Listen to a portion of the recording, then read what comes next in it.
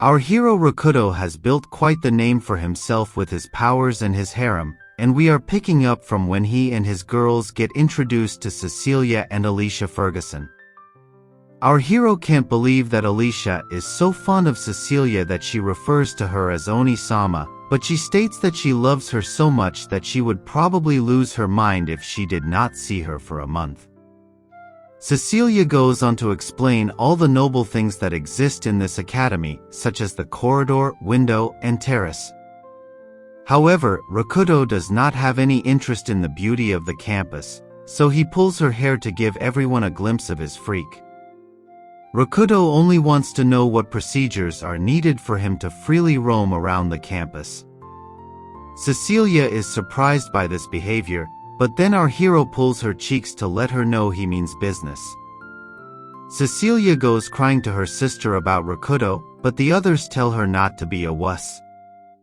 Now, we are told that Romina is busy with her appraiser course and its exams, which is why she is currently separate from everyone else. We then move back to Rakuto, who has made his way inside an assessment room where he is told that his abilities are going to be measured. He wants to know how this is going to happen, so Cecilia shows him a physical device that displays stats. She gives an example by showing off her own stats, which are quite impressive. As a matter of fact, her overall rank is A, which is really good for an adventurer. She goes on to explain that the lowest rank is F, the G rank is essentially a normal man, the D and E ranks are somewhat respectable, and you start getting respect from C rank onwards. Of course, A ranks are supposed to be the best, and Cecilia takes this chance to boast her own status as well. Once again, Rakuto does not care about such matters, so he asks Reina the difference between endurance and resistance. She states that endurance is defense against physical attacks while resistance is defense against magical attacks. Reina goes on to show her own rank, which is A, but the most important thing is that her magical power is not measurable. Basically, if your stat goes higher than 999, then it will be shown as not measurable. The other harem girls also give it a shot, and as expected, they get a respectable C rank, which is not too bad. However, everyone likes to act cool until the main character walks in, so Rakuto stuns everyone with his stats. Pretty much all of his skills are not measurable apart from his magical power, which is at C rank. The girls go crazy upon this revelation because up until now, they had only seen immeasurable stats in magical power. To see something like this in Rakuto is truly a Giga Chad moment for him. However, Cecilia is clearly jealous of our hero, and she says that it does not matter how good the stats may look like, because none of that counts when you're in the middle of battle. She does not want Rakuto to get carried away by this revelation, but he simply pulls her cheeks again to remind us that Cecilia can be cute as well. It's time to measure Natsumi now, but she is shocked to see that her stats are even lower at rank D. Mia decides to cheer her up by saying the stats do not matter as much as the training does. After all, Natsumi can always become better by improving her sword skills and other physical traits. Now, it's time for Mia to take a look at her stats, and they come in at a respectable C rank. As expected, Natsumi is jealous of Mia and asks her when she got so strong. Mia herself is not too sure of this, and she states that it could probably have something to do with her turning into a succubus girl. What's more shocking is that the little ant girl Ria gets stats good enough to place her at rank A, which totally messes with Natsumi's confidence. As a matter of fact, Rakuto himself did not expect Ria to gain such impressive stats even though he is aware of the Ant Queen's influence on her. It's time to move on to the next stage, where we see an old man greeting Cecilia with fondness. He asks her why she is here, so she explains that she wants to test everyone's combat abilities. The old man gets what she means, so he summons a magical barrier which will prevent any kind of lethal injuries. This means that everyone have a go without worrying about causing serious damage. The old man asks Rakuto if he has any weapons on him, but he says that he prefers to fight with his bare hands. The old man comments that our hero must have received high stat values, and he fears that he must be an overconfident young man. Of course, the old man is here to keep such people grounded, so he decides to deal with Rakuto later. He focuses on Natsumi for her assessment, but this could also be because his intrusive thoughts have taken over after checking out her curvy body. He defeats Natsumi with ease during their sparring session, and even she gives up rather easily. Next up is the bunny girl, who also tries her best against the old man, but it is of no use as she gets bested with ease. The old man seems to be toying with the girls, as when Mia launches her magic missiles on him, the only compliment he provides is that she has some magical ability. He decides to show her how the big boys play by launching his own spell on her, and this is enough to beat down Mia. Rakuto rushes to his slave girl to see if she is all right, and she explains that her head hurts a little. Since our hero is a man of culture, it is only natural for him to treat a headache by pressing on Mia's soft pillows. She gets into the mood, and even Rakuto has now lost himself in his intrusive thoughts, so no one can stop them now. The duo engages in some shady activities, so Natsumi has to call them out on what they are doing. She grabs Mia and tells her to think about the time and place for such acts, but she needs to remember that Mia is a succubus girl, so this is rooted into her blood. Anyway, it's time to move on to the battle between the old man and Ria, which should be interesting due to Ria already being a rank. However, all it takes is one punch from the ant girl to send the old man flying away. Cecilia can't believe what she is seeing, and the old man has to be rushed to the infirmary immediately. It does not look like he is going to wake up until the next day, so Rakuto laments he has nothing to do now. Suddenly, a cute girl pops up from behind and asks if she can perform the test. She reveals her name to be Akemi Yuki, which is a hardcore Japanese name. This makes Rakuto wonder if she too has been reincarnated into this world. Yuki states that she has been at the academy ever since she was picked up from an orphanage. Now, Yuki asks Cecilia if she can replace the old man because she is actually more powerful than him. Cecilia states that using Yuki to test Rakuto would actually put him at a disadvantage. However, the thought of our hero getting a black eye makes her very happy, so Cecilia allows Yuki to become the replacement. Of course, she also gets a bruise from the harem girls because of her ill wishes towards their master. It's time to kick off the battle, and Cecilia cheers for Yuki to beat Rakuto into little pieces. Yuki asks our hero to begin because if she launches the first move, then there is a chance that his ability may not get displayed. On that note, Rakuto decides to give Yuki a glimpse of his strength by breaking the arena with one blow. He then launches into an attack straight at her, which should be more than enough to knock her out. However, Yuki uses her own ability, and then we are back to the battle before Rakuto had launched his first attack. She asks our hero the same thing that she did earlier, so he obliges once again and attacks the floor. This time, since she saw it the last time, Yuki launches herself into the air and strikes Rakuto with her finisher move. Of course, our hero is ready for anything, so he also lands a blow on his opponent, but then they are brought back to the battle before it began. However, Rakuto has an injury on his arm, which he had sustained from Yuki's finisher move. She comments that she has understood how this is going to play out. We learn that she has the skill known as the Mobius fingerprint, which allows her to reset battles as many times as she wants. She explains to Rakuto that she can reset the damage done to her body, thus healing all her injuries, but her opponents will always retain their damage. Rakuto can't believe what she has just told him because even memories are wiped out during the reset. This time though, since our hero has an injury, he realizes that it is from the previous round. Yuki tells him he's right, but she has somewhat figured out the outcome of this match, so she decides to end it with her own finisher move. Having the reset power is essentially a god-level cheat code, but Yuki does not care about it and walks away, imagining she has won this round. Her bubble gets burst quickly enough, as Rakuto emerges from the shadows and charges at her. He figures that if he is going to get reset again, then he might as well put in all his strength. Our hero manages to grab Yuki, but she is able to reset at the very last moment to spare herself of any damage. Rakuto can still stand and fight, but Cecilia ends it before our hero actually decides to get serious.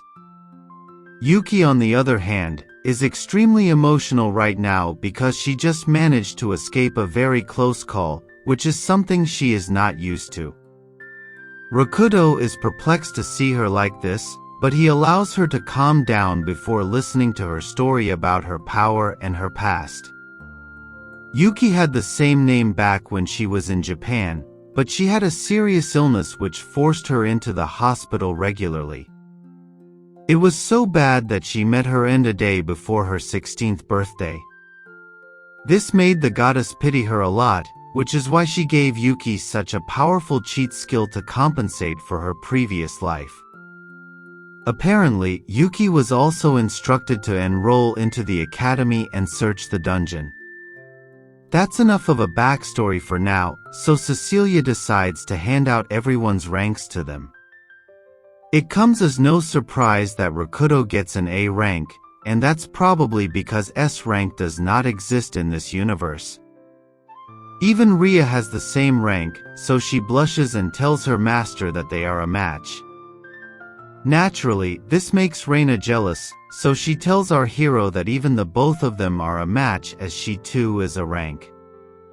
Rakuto decides to make Reina happy by agreeing to what she says while also petting her on the head. Suddenly Romina shows up and reveals that she has received a C rank card, although the card design matches Rakuto's. She reveals that she was taking the appraiser exam on weapons and herbs while the warrior exam was going on, and she received the highest score from the past 3 years. Naturally, Romina wants to be praised for this impressive feat, and Rakuto obliges by petting her on the head as well. Our hero is a bit confused though, because if Romina topped the scores, then it does not make sense for her to have a C rank. Cecilia explains that Arthur Ferguson, the man who accomplished this academy, wanted to focus solely on warriors, which is why they are treated differently when compared to appraisers. The other girls take a look at their cards to confirm that all of them are C rank, but in the case of Natsumi, it's a hilarious reveal of D rank, which might be due to the fact that she was the first one to experience Rakuto's D. Having said that, she is still jealous of Ria, who managed to flirt with her master over their shared ranks. Now that the rankings are done, it's time to go to the student dorms. Rakuto is given room number 710, which is a nice and spacious place for him. He sits down and thinks of relaxing, but then he hears some knocking on the door. He asks who it is, and it happens to be his little ant girl Ria. Rakuto opens the door and asks her if she has come to play with him, which makes her really happy and excited. Ria sits on the bed while her master gets ready, and then he offers her a drink. Ria takes a look at the bottle for a bit, and then she pops open the cork. It hilariously hits her in the head after deflecting off the ceiling, which makes Ria's reaction very cute. Now, the ant girl takes a sip of the booze, and it clearly seems to be doing something to her.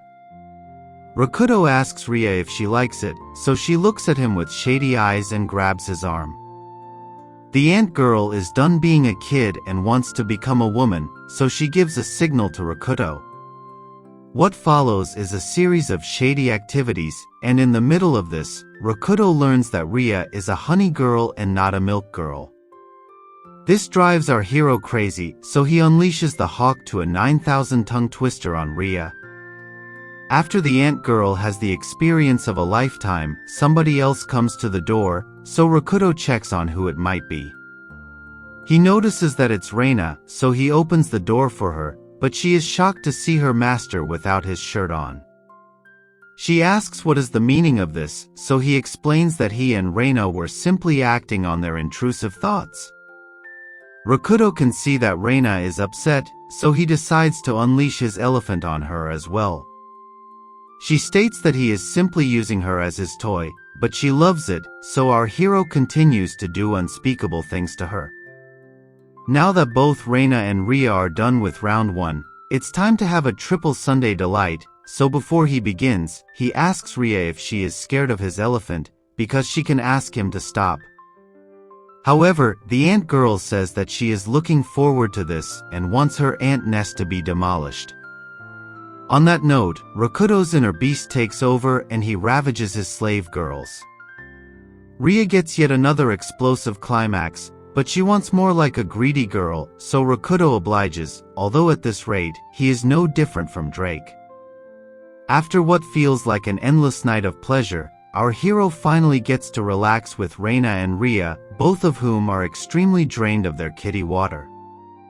Now, the both of them get ready to step out of the dorm because they are here on a mission after all. As the triple couple steps out of their room, Yuki shows up and is visibly shocked to see what's going on. She says that she has come here to guide Rakuto to the cafeteria, but did not expect to see Reina and Ria in the same room as him.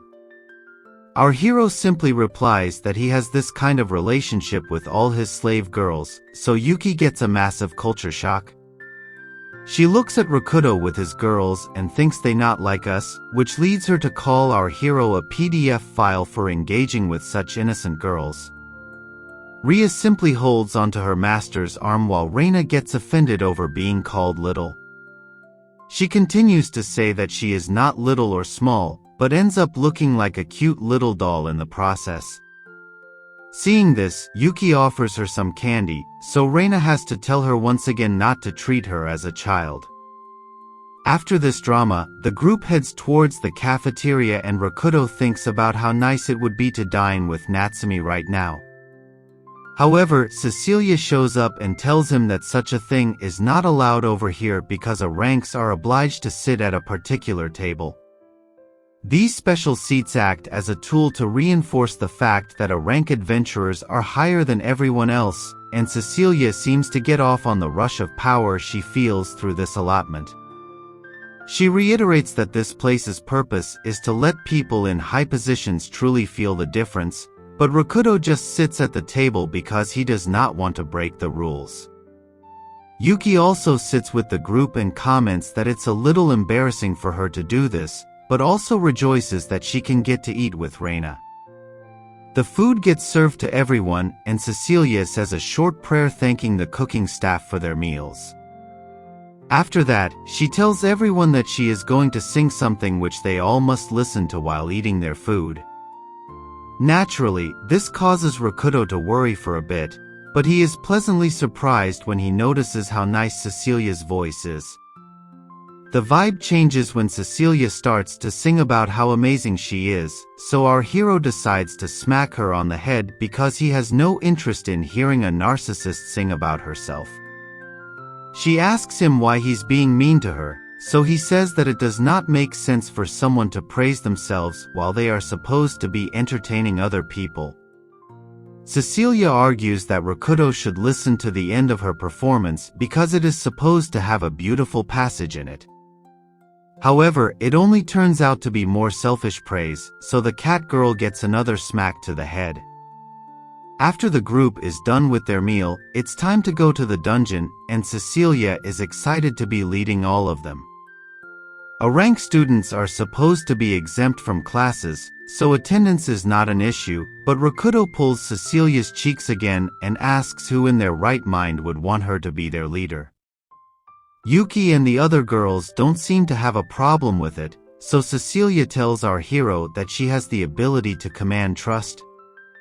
Rakuto is shocked and aghast upon seeing this, and he keeps telling himself that he is witnessing a lie, but Cecilia asks him why he is acting so despondent as if he has just lost his entire family. Seeing her master in such a state prompts Reina to say that Cecilia might act as the leader, but she will be the one to lead the way. Basically, Reina will decide the route, the battle strategies, and even withdrawal from any difficult fights. This is essentially the leader's role, as rightfully guessed by Rakuto, so he asks Cecilia what she is going to do. The cat girl explains that she will stand at the front and act as the party's sword and shield. This is a bit confusing to our hero, so Reina clarifies that the principal had said this to Cecilia, and she had blindly believed it. Rakuto figures that Cecilia is indeed the dumb blonde of their group, so he patronizes her by saying she is indeed the rightful leader of this group. The cat girl gets happy and she smiles at Rakuto, thanking him for finally understanding her skills.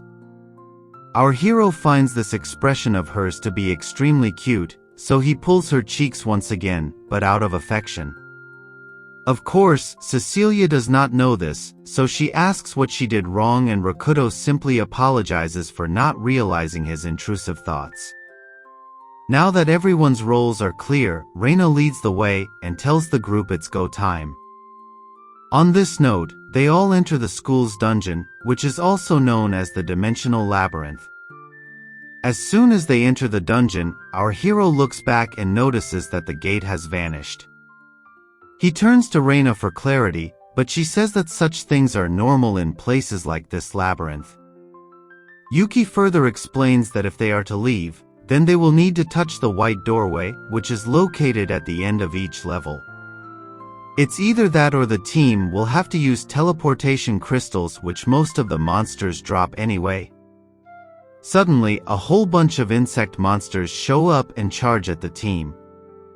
Cecilia is pumped to see them, so she prepares to launch an attack on the bug beasts.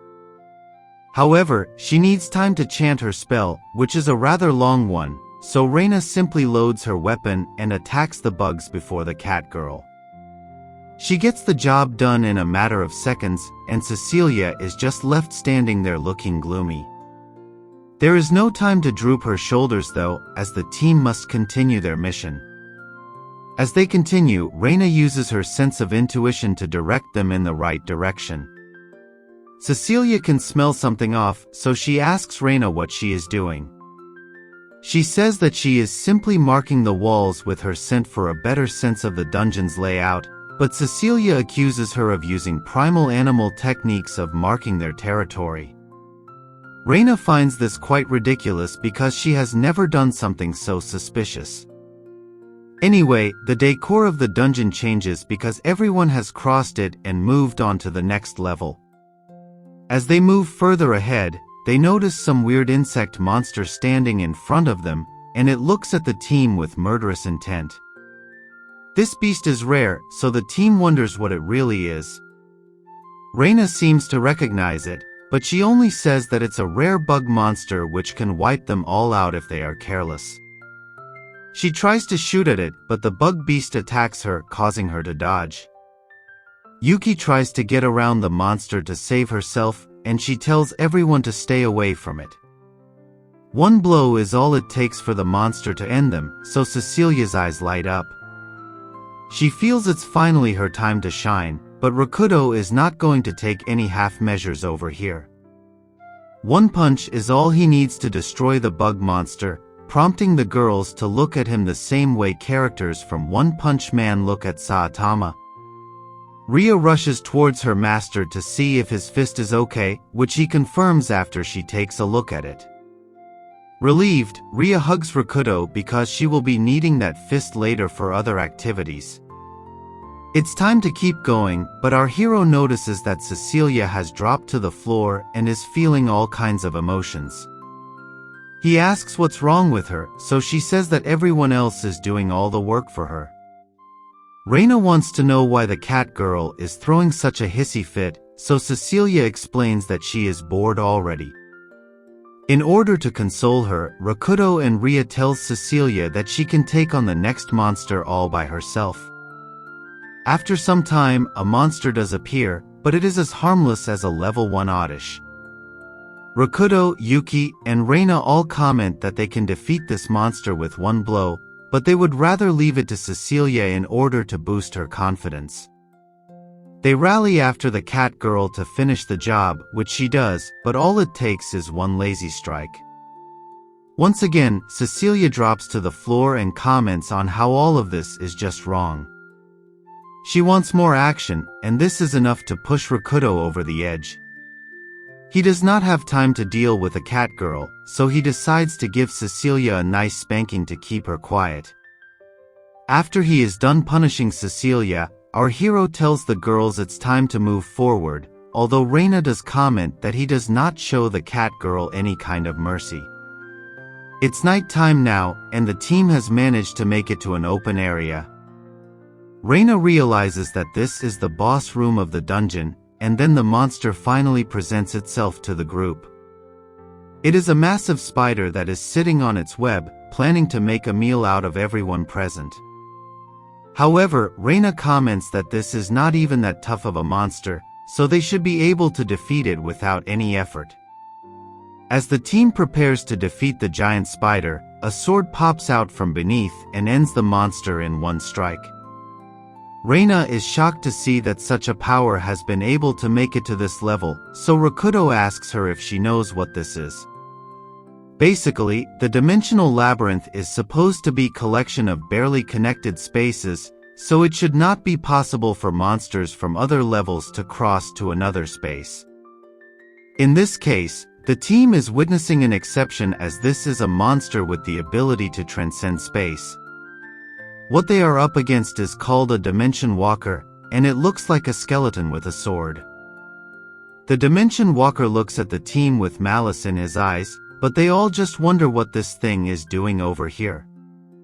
The Walker launches a sword attack right at them, but they are able to dodge it without getting hurt. As can be seen, this is a completely different breed of monster as his attack leaves a massive hole in the ground. Both Yuki and Reina decide to attack the beast with their fire powers, hoping it will be enough to take him down. Yuki unleashes her burning cluster while Reina lets out her Fang Dragon to blast into the Dimension Walker, but after a massive explosion, it does nothing to the monster. Yuki wonders what they should do now, but Reina realizes that the Walker is using a barrier to block magical attacks. Yuki says that if this is the case, then the monster should be vulnerable to physical attacks. Reina decides to test that theory by shooting at the Walker, but the bullets have no effect on him at all. The Walker has had enough of playing around, so he strikes both Yuki and Reina with his sword. He is able to send both the girls flying away, rendering them unable to fight for a bit. Cecilia decides to have a go at the Walker with Ria as backup, and she asks Rakuto to go check up on the other two girls while they keep the monster pinned down. Our hero immediately rushes to Yuki and Reina, asking them if they are fine. Yuki says that she can still fight, but Reina has suffered some pretty bad injuries, so she will not be of much use in the battle now. Rakuto asks Yuki if she can use her reset powers on Reina to heal her, but she says that the skill only applies to her own injuries. Rakuto does not like the look of this, so he suggests using a teleportation crystal before Reina get injured any further. He hands it over to her, and she apologizes for being useless in the fight. She gets teleported away to safety, after which Rakuto tells Ria and Cecilia that Rain had to withdraw immediately.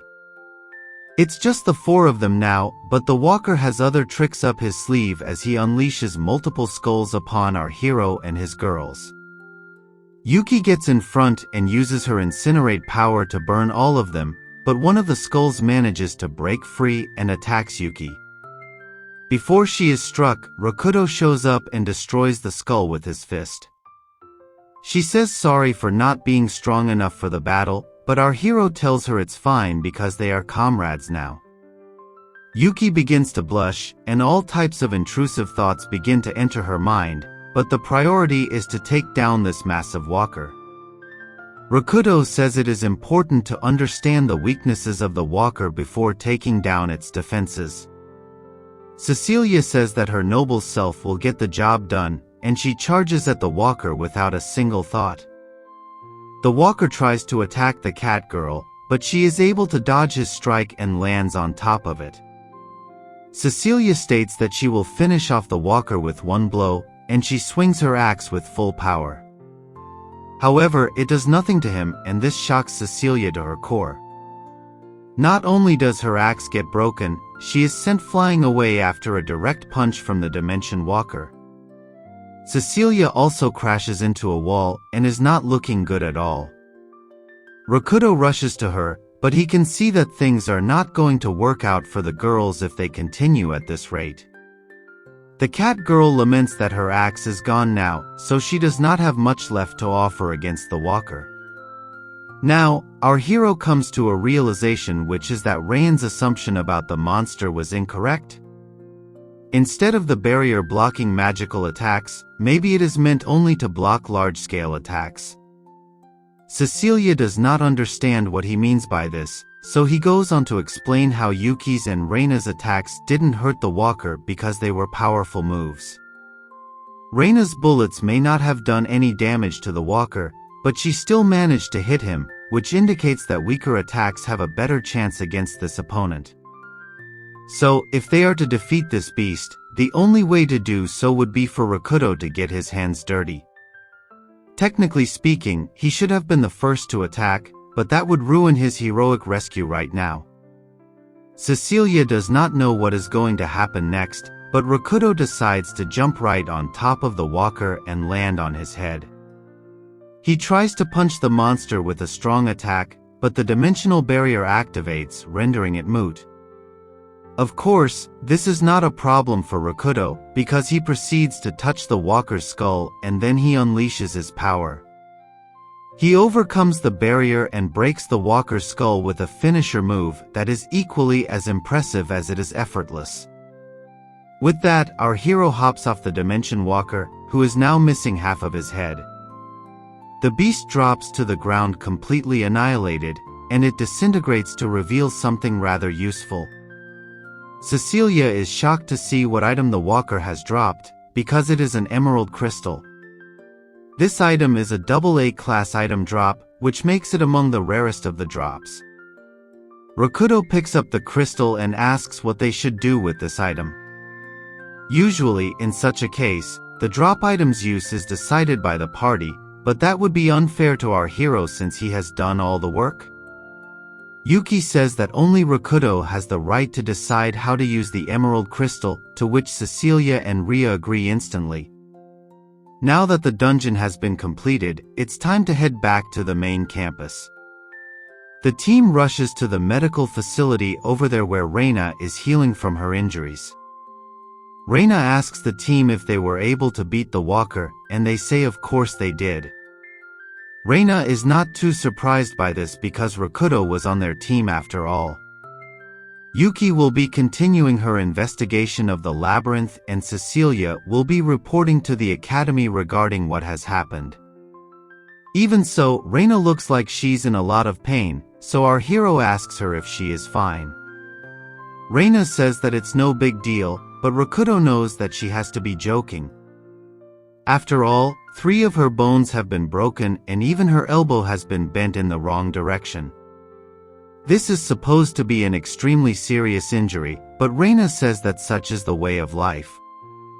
Combat is generally tough, and since she is resting now, there is no difference between her current injury and a scratch. This is still odd to Rakudo, but he is glad as long as his slave girl is okay. Reina says that she will always be okay as long as she is by her master's side, and it makes our hero blush. Now, the nurse shows up and says that it's time to wipe Reina's body, so it would be great if Rakudo could leave the room. However, Reina says no to this suggestion because Rakudo is her lover boy. As a matter of fact, she would prefer it if he washed her body instead of the nurse. This is all it takes for our hero to get up and activate his Sigma male persona. He takes the water from the nurse and then instantly gets to work on Reina, somewhat surprising her. She did not expect her master to do this, but our hero says that he is a man of culture. So, if Reina has said that she wants Rakuto to clean her, he will definitely do it. The slave girl says that she had only said this so that he would not leave her alone, and she would just wash herself. However, Rakuto says that no man will hold back if he gets a look at that flat table of hers. Of course, he is just being nice to her, because such a compliment borders on Drake behavior. Rakuto can't control his intrusive thoughts any longer, so he transforms into the diddler of the manga world. He goes on to wash and wipe Reina. What follows is an extremely shady sequence of events, and before Rakuto uses his tongue twister 9000, he asks Reina why there is so much moisture around her kitty. She asks if it's sweat, but we all know that's not the case. Of course, Rakuto says that if this liquid is indeed sweat, then he will need to wipe it. After an explosion of intrusive thoughts, Reina takes a breather, but our hero is not done just yet. His elephant comes out to play, so Reina asks if he really wants to do this in the wardroom. Rakuto simply says that if Reina wants her to stop, then he will obviously not carry on, but this makes Reina conscious. She does not tell her master to stop, so he carries on with his shady acts. After tons of actions that cannot be described over here, Reina is completely drained and satisfied, leaving her unable to move. Rakuto tries to comfort her, but she calls him a bonehead because of his insatiable love for boning. Our hero apologizes for not having a hold of his intrusive thoughts, and then he hugs Reina to make her feel better. At this moment, Ria shows up and tugs at our hero's sleeve, indicating that even she wants to be treated to his elephant. Rakuto is a real gentleman, so he cannot let down her request at any cost. He goes on to engage with Ria as well, but Reina is about to leave the room, so he asks her a quick question. Since he was called her to deal with the Dimension Walker, our hero wants to know if it would be alright for him to leave the academy now. Reina says that she does not mind him going away, because she only needed him to help her investigate the dungeon. She also reminds Rakuto that it's virtually impossible for outsiders to enter this city with permission. As a matter of fact, the only reason why Reina was able to accept this request in the first place was because of her having gone to the same academy when she was young. Rakuto does not get why things are so strict over here, but Reina explains that it's because of things like this that the items dropped in the city's dungeons have such a high value. Rakuto can rent a house if he wants to stay, which is a good idea for him. After he is done with Ria, our hero hears some knocking on the door again, so he dresses up the ant girl quickly. Upon opening the door, he sees that it's none other than Alicia, so he asks her what's wrong. That's exactly what the cat girl would like to know, because the situation does look a bit shady to her. There is also a lot of sweaty odor in the air, but our hero tells her not to worry about such things. None of that matters now, because Alicia has come here to give Rakuto his reward. It's a big pouch which includes a bonus for taking care of the Dimension Walker. That's roughly 2 million gills, but Rakuto has no idea what a gill is supposed to be. Alicia explains that the gill is the currency used within the academy, and if we were to compare the earnings, then 1 million gills are enough for an adventurer to live 1 year comfortably. Since he has been given 2 million gills, Rakuto realizes that he has sorted out the next 2 years for himself and his harem girls. Alicia maintains that Dimension Walkers are the most dangerous monsters you can find in any labyrinth, so the reward fits the achievement. Our hero takes the cash and then the girls try to arrange the coins, but they end up causing a mess. Rakuto takes a closer look at the gills and realizes it would be a lot better to just stack the coins up one after the other. Sorting the coins into piles of 10 each is also a good way to get the job done, and Ria completes her task with ease. Rakuto is pleased by what he sees, and he pets the ant girl to show his appreciation. Reina gets jealous and says that she too was able to stack up her piles. Rakuto pets her head as well, and it makes her extremely happy. Our hero confirms that there are indeed 2 million jewels here, which may have made things awkward, but it's important to be careful when it comes to money matters. He also has another question to ask Alicia, and it has to do with him renting a house over here. Alicia agrees that he should stay here for a bit longer, and she decides to show our hero a few houses in the area. The cat girl takes Rakuto to a massive place and says that this is the best she can do for him right now. He asks Alicia how much the house would cost, because an impressive place like this would mean a lot of rent. Alicia says that the cost is 100,000 jewels a month, but in Rakuto's case, she will give it to him for free. Our hero wants to know why she is doing this, so the cat girl reveals that she has one more request for him. Rakuto listens carefully, but Alicia simply says that she wants him to continue visiting this town even after he is done with his business. At this point, instead of a harem house, our hero is dealing with a harem town. All of this may sound good to Rakuto, but he wants to know how he will be able to enter the town when the school is closed. This is a valid question, so Alicia decides to give Rakuto a special ring. Then, she opens up a portal underneath her with the same ring and offers her hand to our hero. He holds it and they vanish suddenly, leaving Ria alone at the house. Rakuto opens his eyes and is surprised to find himself in another place. Once he steps out, he notices that he has been brought to the land of Camille, which is rather surprising. Alicia explains that the teleportation was the effect of the twin rings, which were created by the great Arthur Ferguson, her ancestor. It's possible to teleport between the locations of these rings, which is how the couple were able to come here in the first place. There are some scrolls which are required to activate these transfers, and Alicia hands them over to Rakuto.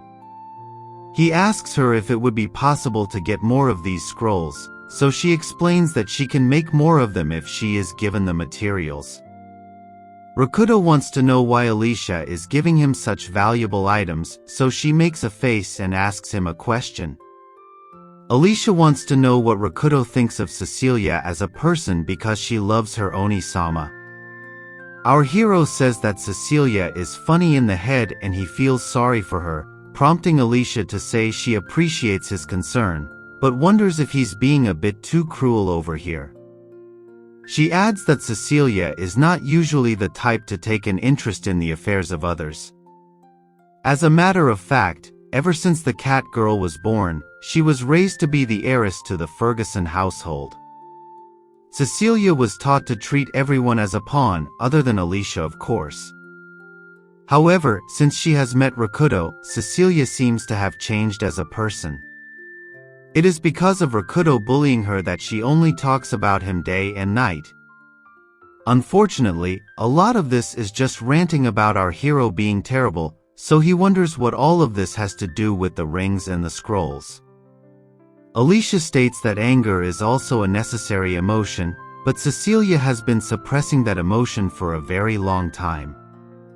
After all, she has to keep appearances to prevent any kind of criticism, but this would have eventually gotten the better of her. Our hero gets what Alicia is trying to say, so he pets her head to make her feel better. The cat girl gets very excited and says that she wants Rakuto to do the same thing to her Oni-sama as well. On that note, Alicia goes back to work and our hero goes back to his new home. Ria finally finds her master and hugs him immediately because she had severely missed him in the few minutes he was gone. He consoles her and goes on to say that they have a really nice house now. Ria wants to put that to the test by pouncing on her master and suggesting that they get their freak on again. Rakuto is a bit surprised by this, because he did just do shady things to Ria not too long ago. However, when the elephant is that good, it's hard for kitties to resist. Anyway, the two of them engage in some more unspeakable acts, and once they are done with, Rakuto decides to gather the other girls too. He goes to the girls' dorm and knocks on Mia's door, which makes her very excited. She gleefully opens the door to greet her master, but she does a lot more than just smiling and hugging. Romina is also here, and Mia says that she was visiting her and Romina to play a game of dragon. This is a game similar to Old Maid, with the main difference being the card decks using dragons instead of jokers. Clubs and spades are also replaced with magical elements such as fire and water. The girls ask their master if he would also like to play with them, so he takes a look at Ria, who is clearly feeling a bit jealous. Mia simply takes this as a yes, and the girls proceed with the game. Romina decides to become the card dealer, and she comments that adding more players is a great idea because the game is not that great with just 2 people. Romina becomes even more excited and says that there should be some kind of punishment for the person losing the game. However, her intrusive thoughts get the better of her, and she states that the loser will need to remove an article from their attire as punishment. As shady as this may sound, both Mia and Rakuto are fine with it because they already know what their bodies look like. Ria is a bit shy to play the game, but she goes ahead with everyone else. Mia asks Romina if she had drawn the dragons on the cards, and the banter continues as the game progresses. Eventually, it is Romina who loses the first game, so she has to enact the punishment that she advocated for. She does not lose hope though, and asks to play one more game to make up for her loss. Ria supports her enthusiastically, but it is of no use as Romina keeps losing again and again. She tries to get the upper hand over Ria, but even this is of no use as she loses yet again. Rakuto knows what is going on, which is that Ria can see the cards being held by Romina. It might be cheating, but nobody's really saying anything to her, so she continues with it. The ant girl uses telepathy again to win the match, but Romina realizes she is going to lose, so she asks Ria to wait. She goes on to shuffle the cards once again and places them on the bed. For some reason, Ria is not able to read the cards this time, so she takes off her jacket and whispers into Romina's ears that she has won this round. Romina can't believe that she has finally won a game and quickly dresses up after thanking Ria for her kindness. Now, Rakuto asks where Romina is, so Romina explains that she is out fighting with Natsumi as part of their practice rounds. Our hero heads out with his girls to check on the status of the girls, and he learns that they are using the barrier as well, meaning they can get injured, but nothing will be lethal. Now, we see Romina and Natsumi taking the fight to each other in a thrilling display of power. Natsumi decides to launch a direct hit on Romina, but she is able to block the blow with the power of her shielded braces, almost like Wonder Woman. Natsumi is shocked to see this, but she shouldn't be so surprised because Romina sure has the figure to replace Gal Gadot. Natsumi gets slammed to the ground and Romina claims her 6th victory in as many fights. Natsumi does not want to quit just yet, so she asks for one more round, but Romina tells her that she needs to rest. Natsumi maintains that she has to become stronger, but Romina says that training while she's injured is not going to do her any favors. She wants to know why Natsumi is so eager to get stronger, so she answers that it's because she wants to serve Rakuto better. She says that since her master had saved her life, it is her duty to help him as much as she can. Romina realizes what she's talking about as she too has fallen in love with our hero for a very silly reason. She states that when she was roaming around with her sister Romina, a shady man had tried to pick them up. They had refused his advances, but he kept persisting, and that was when Rakuto showed up to help them out. It was this very moment that made Romina fall for Rakuto, and even though Natsumi has heard the story before, she still finds it to be very romantic. The girls both blush and talk like damsels in love, and Romina adds that it does not matter if she is scared or hungry when she is around her master. The mere sight of his black hairstyle is enough to satisfy her. Ria gets sucked into the Rakuto fan club and closes into the girls, but she ends up sneezing right behind Natsumi and Remina. The girls look back and blush when they realize that Rakuto and the other girls are standing right there. They want to know for how long their master has been standing there, and he confesses that he heard everything right from when Remina said she beat Natsumi 6 times. As expected, this makes the girls feel really embarrassed, but our hero does not care about that and takes his harem to check out their new home. Romina wants to know how much the house costs, but Rakuto says it's for free, which shocks her to the core. He explains that Alicia has given it to him for free, and even though this does not make sense to the girls, our hero says that there is a stream also over here, so they can swim in their new home. Natsumi admits that she got a little sweaty from her workout with Romina, and it makes Rakuto's intrusive thoughts active again, but he has to be calm for now. Instead, he feels that a bath would be better, which is actually not going to calm anyone down. Unfortunately, there is no bath inside this house, so he will have to get one made from scratch. This means he will have to go shopping, and his nose starts bleeding because of all the intrusive thoughts coming to his mind right now. The girls wonder why he is making such a serious face while his nose is dripping like that, but he decides to go to the marketplace anyway. Our hero is told that the bath will take some time to complete, so he will need to wait for a bit. Rakuto goes ahead and gets some other items, which includes fish as bath additives. These happen to be air fish which are cultivated on the 13th floor of the labyrinth. Rakuto did not expect to come across such products, and then Yuki shows up all of a sudden. She does not get why our hero is so surprised to hear this, but he is more surprised by her immediate appearance. Yuki apologizes and reveals that a little girl started crying after seeing her not too long ago.